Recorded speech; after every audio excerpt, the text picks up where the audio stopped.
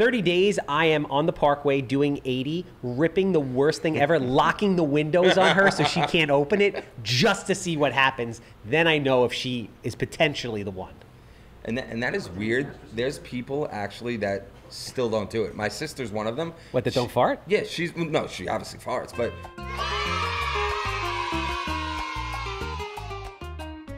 I say dumb shit all the time to girlfriends in the past and present that gets me in trouble all the time. That is literally my problem.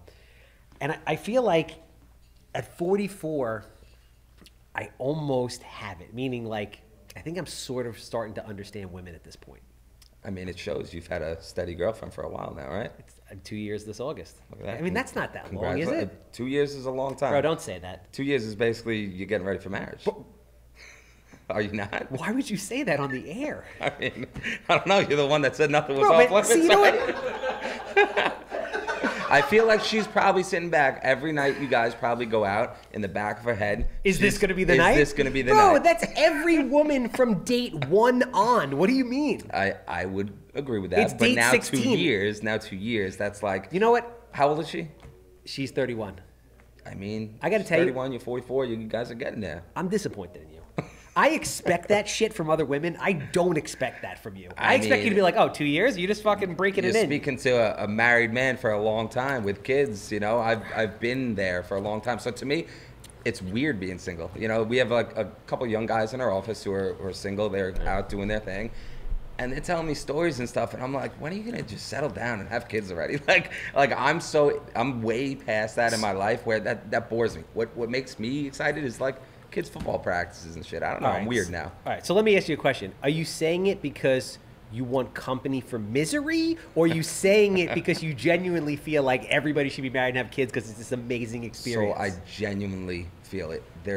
We can all say that like you love your girlfriend. Okay. You love your parents. Yes. I love some of my friends even, you know? There's no such thing that comes close to your love of your kids and just like when you look in their eyes and the smile when they give it back, when they're just in this crazy mood and they go crazy, they jump on the bed going crazy, they look at you and like you smile, they smile, and there's that connection. The love is... Well, do you have boys or girls or a mix? 2 boys. Two boys. All right, so you got lucky also. I definitely got lucky for sure. I definitely got lucky for sure, but I'm not lying where it's a different type of love. So I want everybody else to experience it. Like, I'm not going to yell at you if you don't have kids. I'm not like that in politics. I'm not like that in work. Whatever you believe is you. That's cool. It's your life. As long as you don't force your belief on me, we're cool. But having kids was the best decision of my life, honestly. So wait, how old are you now? 40. All right, so you're 40. How old are your kids? 10 and 7. Okay. How old when you got married? Uh-oh, gonna get in trouble for this. I would say I've been married for probably 8 years. We were together for 11 or 12. Okay. Right? No, that math is way off. We got married when you met her at 28? Yeah, I think I was, 28. All right, so you had a healthy run. Yes, for sure. For sure. Yeah, you had at least 10 years of thinking about the perfect woman, and then you met her because nothing happened before your wife. She was the first person you ever dated and had sex with. Correct. And Got she it. is the best and will always be the best. You like that save, right? Love that.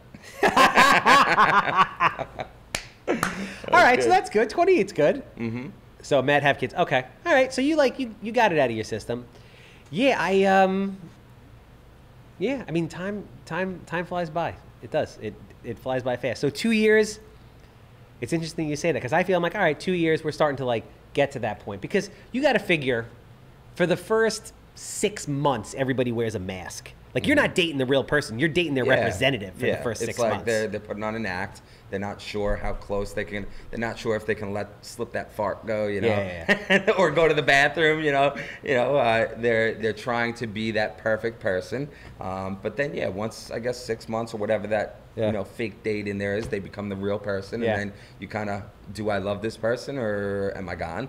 But now you're way past that. And it's been a long time. You know, it's an interesting concept. Well, first of all, I have to ask Greg a question. Greg, how long in a relationship before you slip a fart? Okay, yeah, that's good. Yeah, 30 days, I am on the Parkway doing 80, ripping the worst thing ever, locking the windows on her so she can't open it just to see what happens. Then I know if she is potentially the one. And that is weird. There's people actually that still don't do it. My sister's one of them. What, that don't fart? Yeah, she obviously farts, but she will not do it in front of her boyfriend. They've been going out for like 6-7 years. She refuses. Are they engaged? They are not. They are old. They are old. Listen, and I rip on her all the time, and she's past it. She's basically, but she went through like a long relationship before that. She was with the same guy for like 7-8 years. Gave him an ultimatum, like, we need to get married and talk about kids, otherwise, like, we're done. And obviously chose the other way. Wow. So then she moved on, and now she's been with somebody for I want to say it's like 6 years. And I don't know, will they ever get married? I don't know. They're together forever, it seems like, but happy as they are, and they're not going to have kids, I don't think. She's just saying, like, my kids are her kids, and that's that, Listen, to each his own, like you said before. I mean, personally, old man Randy upstairs, our leads manager, who's the best, he's been with his girlfriend for like 35 years, and they're the most blissfully happy couple I've ever seen. So my thing is like, hey, if it's working, don't fuck it up. Yeah. I feel you. But you have merit there. I mean, I'm just saying, honestly, a lot of girls out there. What's that Beyonce song? If you like it, then you better put yeah. writing on it. But that's just hardwired. Oh, let's go back to the love thing, right? I mean, maybe you do because you have kids, right? But I feel like the overwhelming majority of people throw the love word around way too much. For sure. That's why I'm saying they think it's love. And, they're in love with their boyfriend or girlfriend that they've been going out with for 3 months, 4 months, 5 months, or their friends. Yeah, I love them. I do anything for them. You really wouldn't. You're just pretending like to be that loyal person that you think you are, but you're not. When push comes to shove, you're probably running the other way.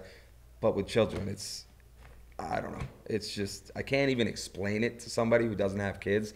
It's just a genuine feeling of you wake up every morning and you're not doing anything for yourself. It's all for them, whether it's working, whether it's, changing up your schedule, whether it's, dropping everything to pick them up for school, from school, whether it's packing their lunch, whether it's literally waking them up in the morning, like everything you do, every action is for somebody else. It's not for you.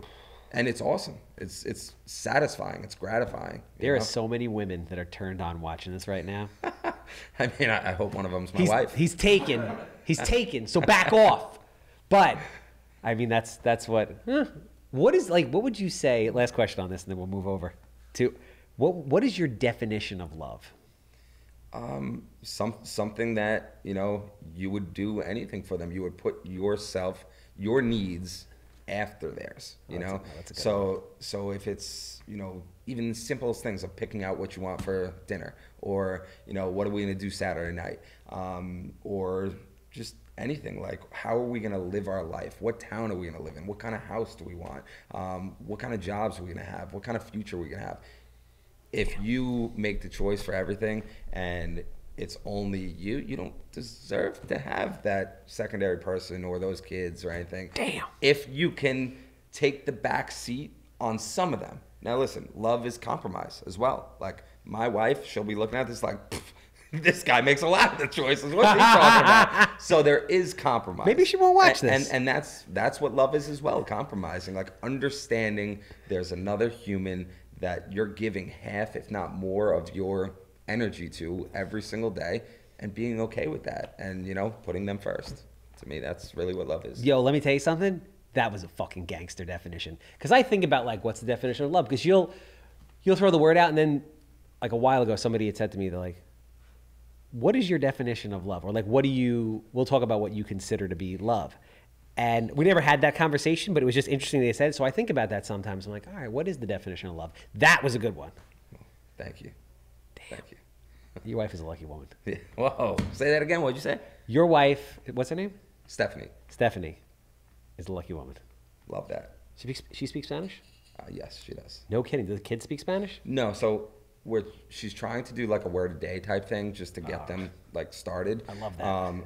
Her parents are very mad that they don't speak Spanish because her grandparents only speak Spanish. Got it. So it's something where we should try harder, but we haven't. But it's just, I don't know, with life, how it is, there's always something going on. It's like, I feel like we can't add another thing, and I don't speak it at all, so.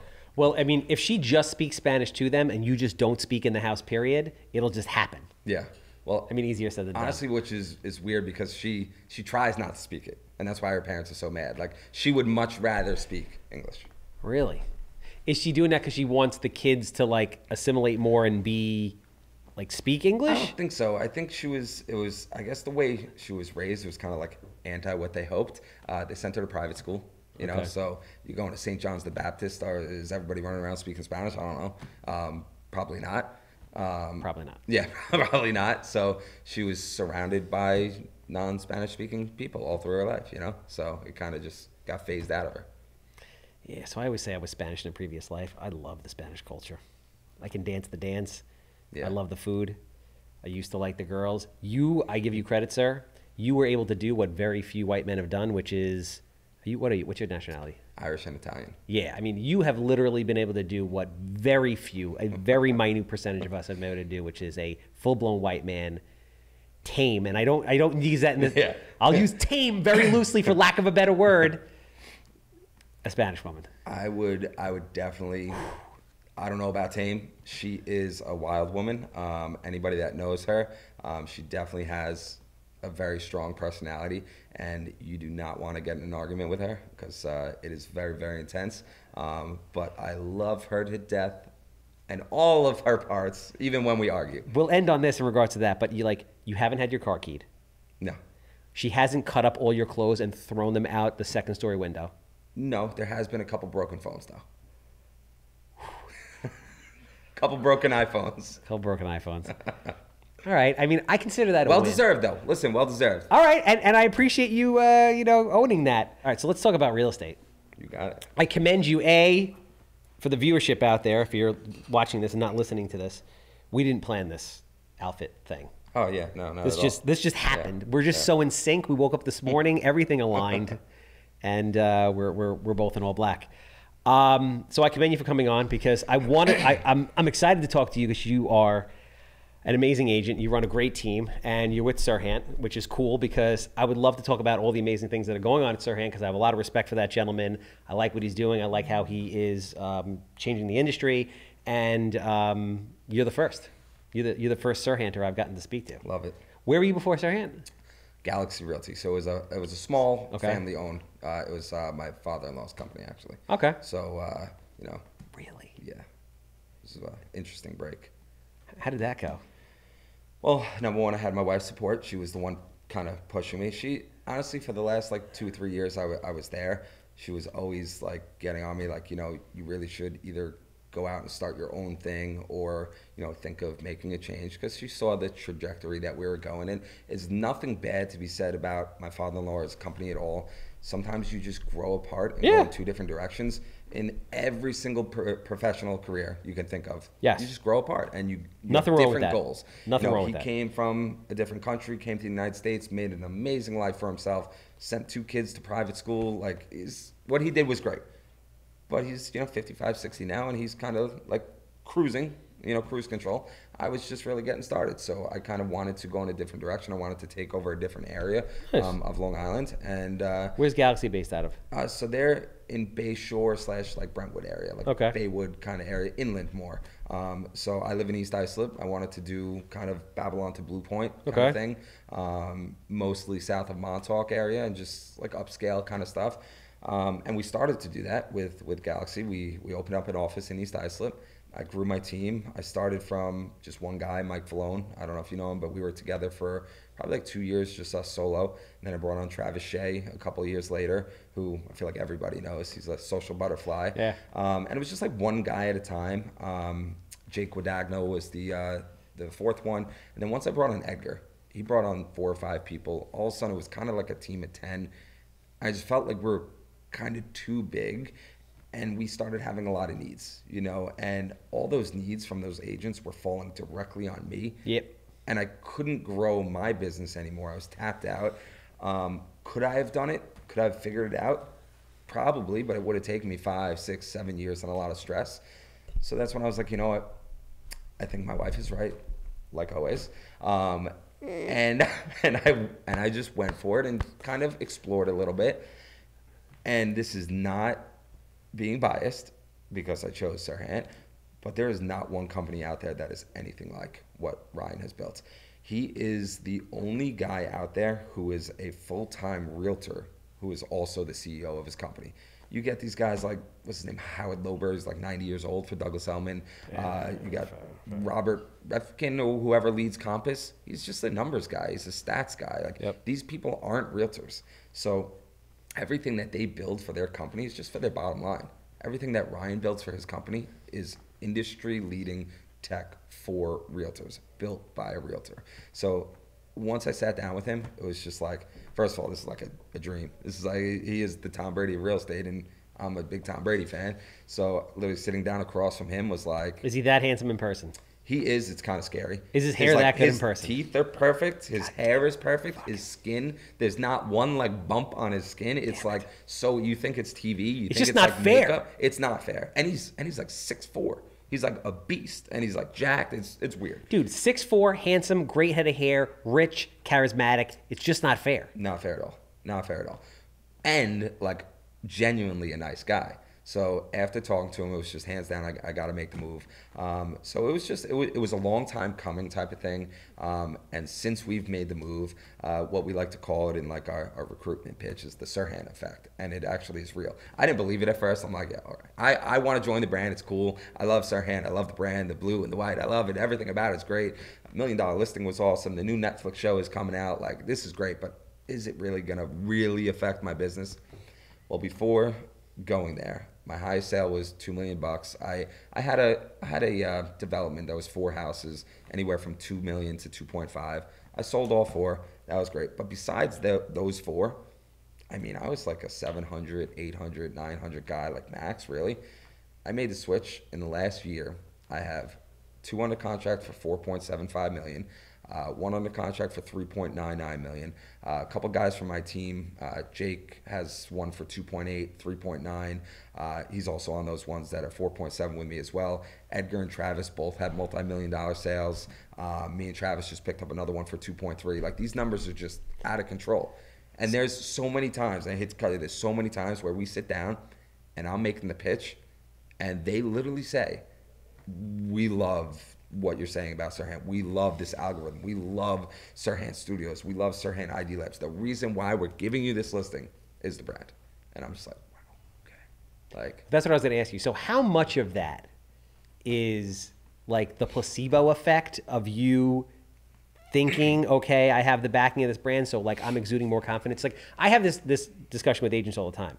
I'm like, are you listing at 6% or 5%? They're like, no. I'm like, the difference between you listing 6% and 5% is you actually believing that you deserve it and asking for it. That's it. You believe you deserve it. You come off confident. You build a value proposition, explain what you're doing. Unlike everybody else who's just like, I'm the best. I'm the best. Yeah. Why are you the fucking best? I don't know. You can get it. So be honest. Think about it. Like the moment of conception. How much of it is the placebo effect of you feeling the confidence of the brand or the brand itself? I think in the beginning, it's all placebo effect. I think because you have the excitement, you have the, again, Netflix and all this cool brand behind you. But I'm telling you the honest truth, and you could bring Edgar, Travis, Jake, anybody on here that you want. People have literally said to our face, the reason, listen, we love you. Obviously, let's rewind.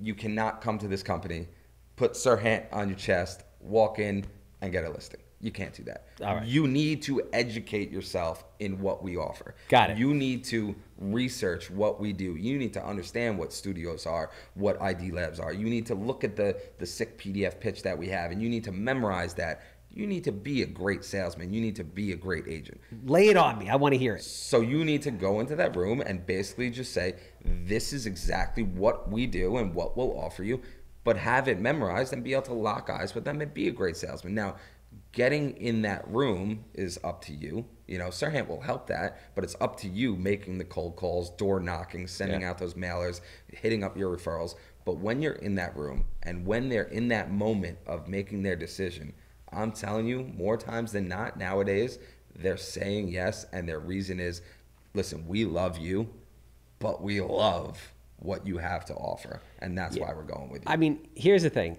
And I give a lot of credit to Ryan because I think the industry is shit from a brokerage standpoint of offerings. I think every broker sucks. You may or may not have heard me say this 3,000 times on social media. So you needed somebody like that to come in and shake it up. So, you know, kudos to him. Dive in deep and get granular with me in the sense that, what'd you say, ID Labs? Yeah. What is that? So basically, ID Labs is the design part of Serhant. So let's say if we get a listing and we want to create show sheets or feature lists or stuff like that, we're not having listings where you walk in a listing in a normal place, it's just an MLS sheet, it's garbage, it's trash, or it's something that, you know, the agent made on Canva. It's ugly, it's horrible. We have a whole division that does that for us, and it's all gorgeous and beautiful. Basically, even if your house is $250,000 co-op, $750,000 first-time home, we're still making luxury products to advertise with. Then we have Serhant Studios. That's a full-time, six-figure type year of cameraman and this and that, making Hollywood type videos. Now, do we do that for every single listing? No, Ryan does it for every listing because his listings are God knows how much money. But we offer that to our multi-million-dollar listings. Like, listen, we're gonna make a sick video that's gonna get 20,000 plus views. We're gonna just create like an event, a whole basically what do you call it? Like logos and just vibe for your actual property. So we're gonna give it a name. We just took on one in Merrick, and the address was 2911 Harbor. We switched it up to 20, like the word 20, the number 9, and the word 11, Harbor. Made that on every single show sheet that we had, feature list, and basically gave it like its own like ID, basically. So it's not just another MLS listing. It's just something that people want to feel special, remember and feel special. We had a broker event. We had like 50-something brokers there. We did a whole video on it. I don't know if you saw it on my Instagram, but it got 22,000 views so far in like 48 hours, which is pretty cool. And people feel special, like agents even feel special being there. They see themselves on camera and stuff. So we create, not only do we have all this background stuff, but we create, and that's what he's great at and what he's taught us is creating an identity for a listing. And I would say the biggest thing and the biggest tech that is coming out now that we have is called Simple. So it's an app. And what it does is, if you're a successful realtor, you wake up every single morning, you have, let's just say you're working 9 hours, let's just say. 6 out of those 9 hours are bullshit that you don't want to do. It's making feature lists. It's printing out MLS sheets. It's figuring out what postcard mailer I want to do for this quarter. It's designing those postcards. It's making CMAs. Think of all the horrible shit as realtors that you don't enjoy doing. Yeah. All of that stuff is now going to be in your pocket on an app called Simple, where I open it, I click a button, and I talk to text, and I say, hey, that property I just sold in Woodbury, I want to do a just sold mailer. Can you design it for me and then send it to me for me to check it out? Within 30 minutes, I get a mailer designed, sent to me. I look at it. Oh, actually, can you change this wording? All right, thanks, bye. Comes back to me. All right, that's perfect. Can you send it out to 300 people in that radius? My credit card's on file. All right, boom, boom, done. It gets sent out. So who's doing all that back-end shit? The beauty of that is it's actual real humans. So the app itself has a lot of AI technology in it, but behind that is a layer of humans. There's one in California, there's one in New York, there's one in Florida, all different time zones. So they're real realtor professionals too. So they understand how to create CMAs, feature lists, and stuff like that. So you actually have a full-time assistant in your pocket at all times to do any of the stuff you don't want to do. So what that does is, now those 6 hours are either free for you to be a father, for you to be a great boyfriend, or for you to make more fucking money and triple up the money-making activities. Because us as realtors, what do we want to do? What do I want my realtors to do? I want them to make money. I want them to be on listing appointments. I want them to be showing houses. I want them to be out there prospecting. All of that gets bogged down with the everyday dumb nonsense that unfortunately we also have to do as realtors. So if Serhant can get rid of all that nonsense and it's sitting there in your pocket, we're gonna make double, triple the money. So let me ask you this question. All that makes sense. It's insane that nobody has done that before. On the CMA front specifically, New York is another planet. Right? It's not like, you have row houses in the middle of, Texas and they're all selling. In New York, it's school district, it's one street, it's certain areas are pockety. Have you tested the integrity of the CMAs in this, or this hasn't come out yet? No, so I have. And listen, what you said is exactly right. And this is why Ryan is so smart.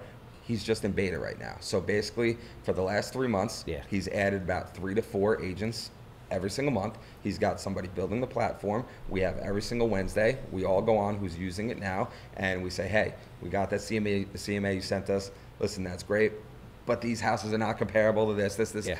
And we've just given feedback, and they change it. So it's not going to come out until late fall, and that will go to every single agent after that. Right now, I think he's got about 50 to 52 agents on it right now.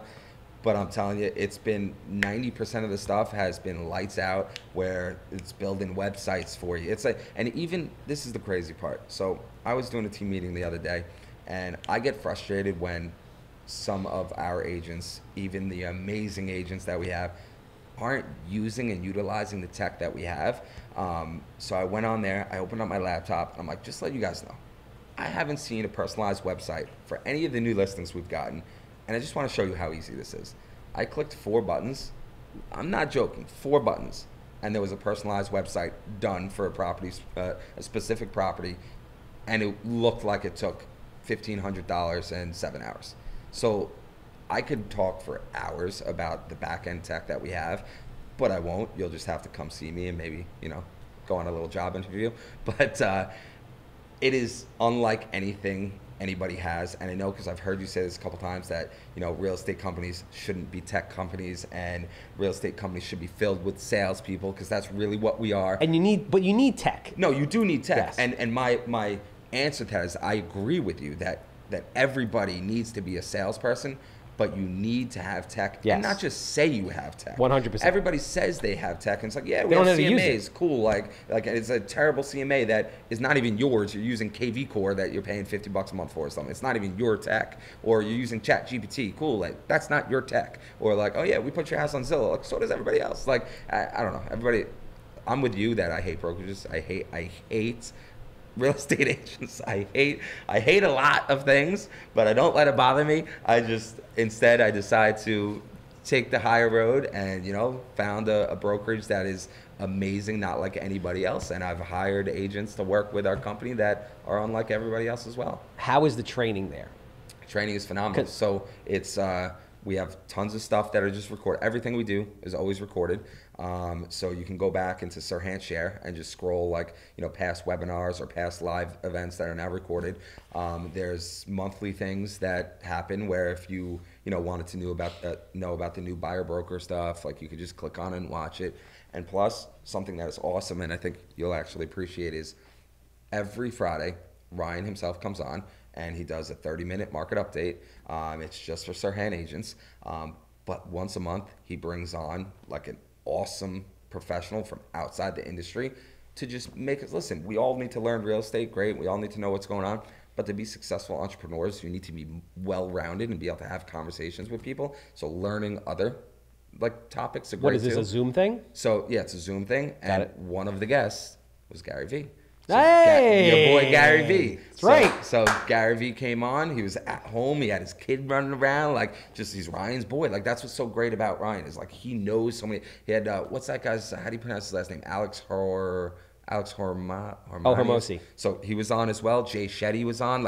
We get these people that people pay tens of thousands of dollars to go, and they come. There's 60 of us on there just hanging, and they're just chatting. It's a Zoom. It's a Zoom type Zoom, there. one-on-one. 30 minutes. 30 minutes. Amazing. So every single week, Ryan comes on and shares his stuff. But then every month, it's somebody special like that. So it's awesome. It's stuff that no other company is doing. So when you need to make flyers for a listing or whatever, what's that other thing? What's it called again? Simple. No. ID Labs. Yeah, ID Labs. What's the logistics on that? Is that run through Simple, or you just email, say, hey, listen, I need this? So it will be run through Simple. So the people that have Simple right now, just click a button, voice text, and all I do is talk text, so it's perfect for me. And just send it, done. If you don't have Simple yet, you just go online, send them an email, done. Attach listing details. Even if you don't have it listed yet, send them some pictures and a description, and they'll just make it for you. What's the turnaround time on that stuff? Less than 24 hours. And then obviously if you want to change it, it's going to take a little longer, but less than 24 hours for sure. So forget about splits, because that's nobody's business.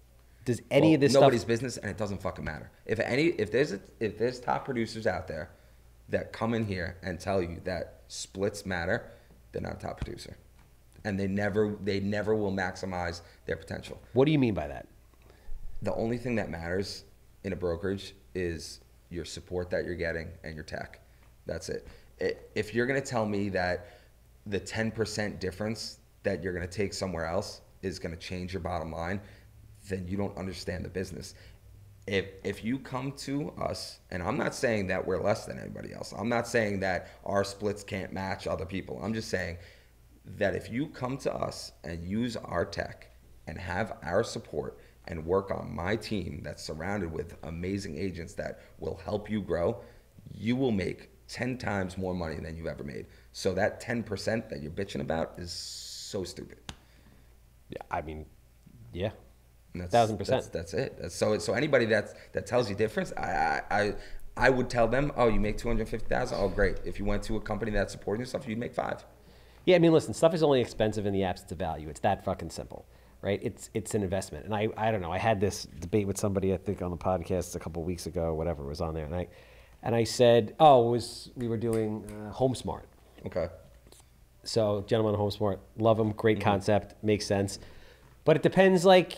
It depends on who you are and what you're looking for. If you're somebody who needs support and can benefit from all those things, which I think everybody can, whatever you're paying in the split is an investment. Yeah, it's not an expense; it's an investment.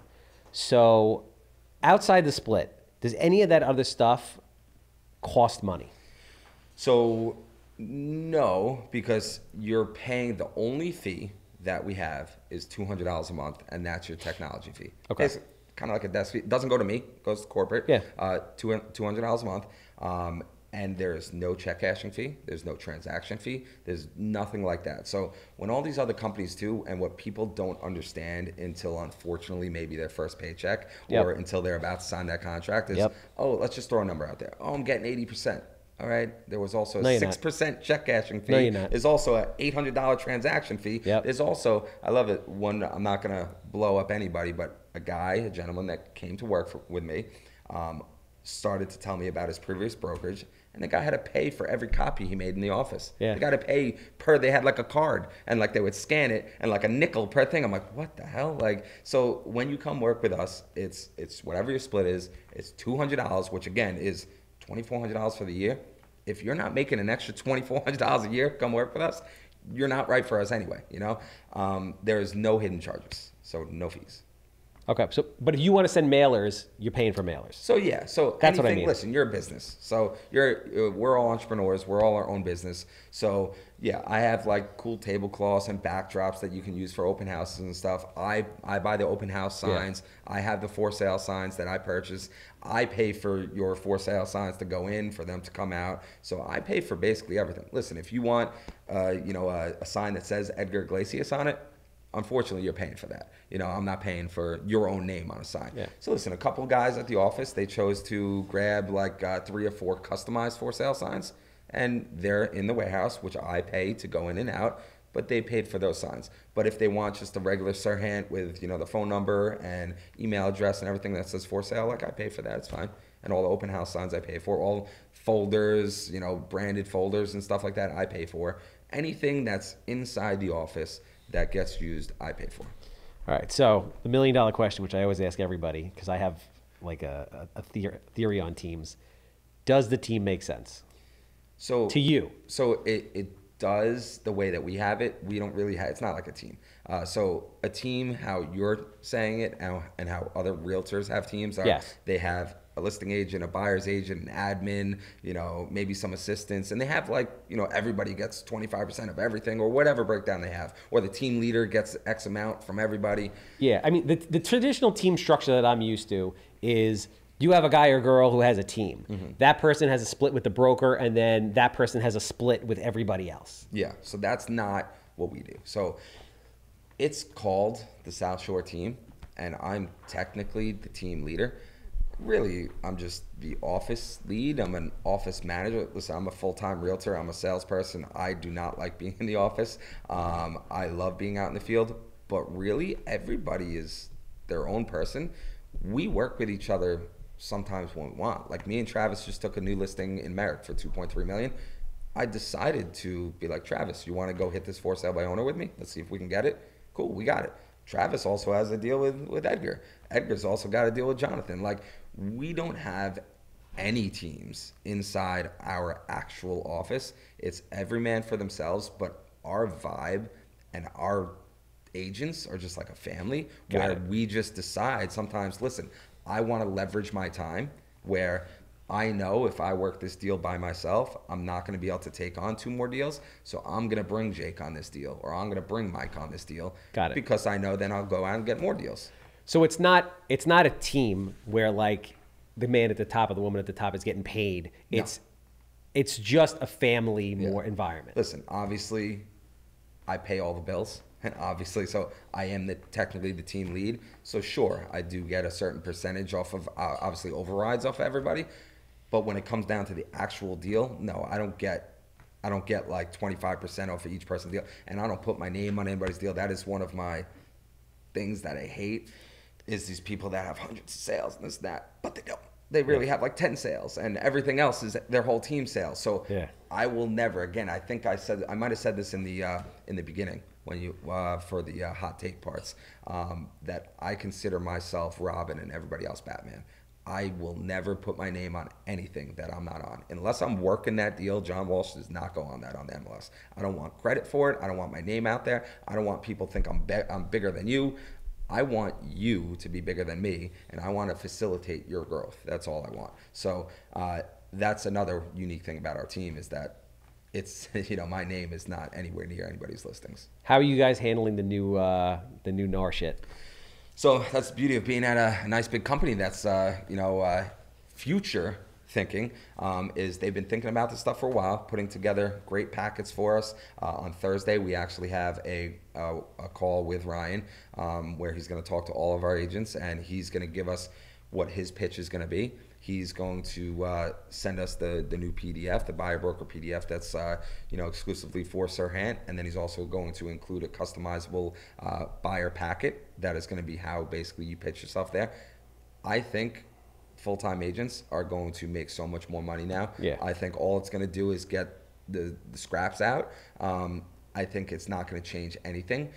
It's basically just moving words around. It's just providing value, but also it's going to be the same thing. That thing that just came out that EXP just said on their listing agreements, they are saying and they're promoting that they are not sharing any commissions with buyers agents whatsoever, is the dumbest thing in the world. They're going to have so many expired listings. Listen, can we not put 0? I mean, can we not put anything there? Sure. Is the actual section not going to be there? Sure. But you see what they already put out? That they're going to put a spot for seller's concession now. They're adding a spot now for seller's concession that literally says in the paragraph that you're allowed to use this to pay your buyer's agent. Like, nothing has changed. It's the same shit. It's the same shit. A lawyer wanted to make a shit ton of money. Yep. And they did. Congratulations. Yep. But now let's move on. Let's get it done, and let's make more money. And guess what? Now you're probably going to sign all these buyer brokers at 3% rather than 2%. So cool. Now we all make 50% more every year. Awesome. Like, I'm down for it. But the people that don't understand how to sell and don't understand how to articulate paperwork and don't understand how to turn a no to a yes, they're going to be out of the business, and they sucked anyway. So get them out of here. I like it, man. I do. I like it. Well, I appreciate you coming in. I appreciate all the insight and the advice. I mean, that was awesome. What you guys are doing is great. Congrats to the team and all your success. Thank you. That's your camera. You have anything you want to say to anybody out there, anybody who's interested in possibly joining the team, joining Serhant, working with you, listing or selling with you? Because you got your shit together, man. I got to give you credit. I got a lot of people in that chair. Yeah. Not everybody has their shit together. All right, well, I appreciate that. I appreciate that. And anybody watching, honestly, if you want any more information, just hit me up on Instagram. It's John Walsh Realtor. I'm sure I'll be tagged in this video as well. Nice. And if you want to give me a call, just my phone number's on there as well. And anybody thinking of buying or selling, obviously, if you watch this video, you know there's only one choice. It's myself, John Walsh, and my team at Southshore Serhant. And yeah, out to my wife. Love you. Stephanie, you're the best. Obviously, I'm the Handsome Homebuyer. You have a house, period. I want to buy it. 516-777. Sold. That's a wrap. That's it. That's good.